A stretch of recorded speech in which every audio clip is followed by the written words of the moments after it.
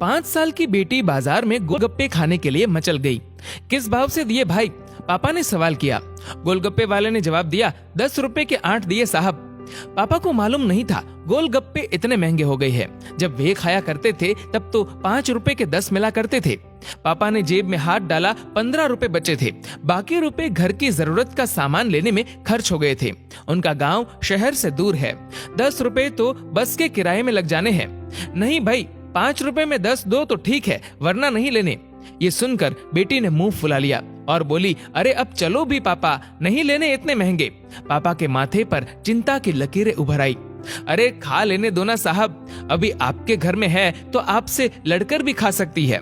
कल को पराए घर चली गई तो पता नहीं ऐसे मचल पाएगी या नहीं, तब आप भी तरसोगे बिटिया की फरमाइश पूरी करने को।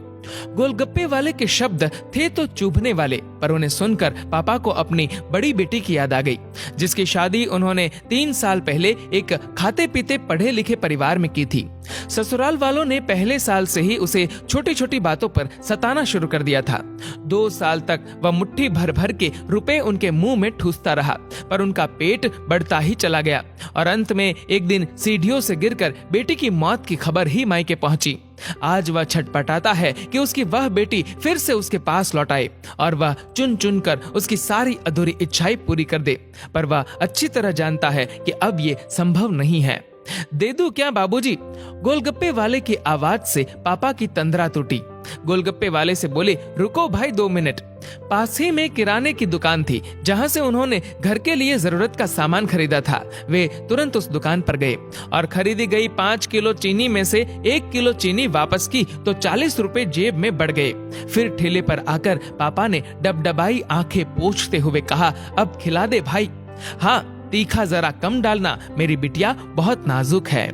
ये सुनकर 5 वर्ष की गुड़िया जैसी बेटी की आंखों में चमक आ गई और उसने पापा का हाथ कसकर पकड़ लिया।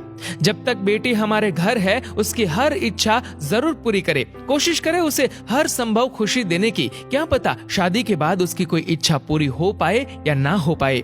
ये बेटियां भी कितनी अजीब होती है, जब ससुराल में होती है तब मायके जाने को तरसती है, सोचती है कि घर जाकर माँ को ये बताऊंगी, पापा से ये मांगूंगी, बहन से ये कहूंगी, भाई को सबक सिखाऊंगी और मौज मस्ती करूंगी।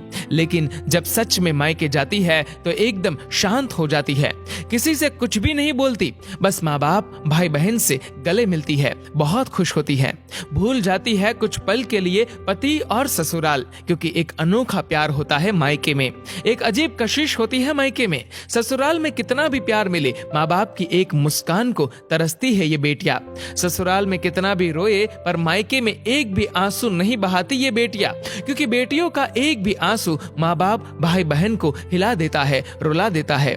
कितनी अजीब है ये बेटियां, कितनी नटखट है ये बेटियां, भगवान की अनमोल देन है ये बेटियां।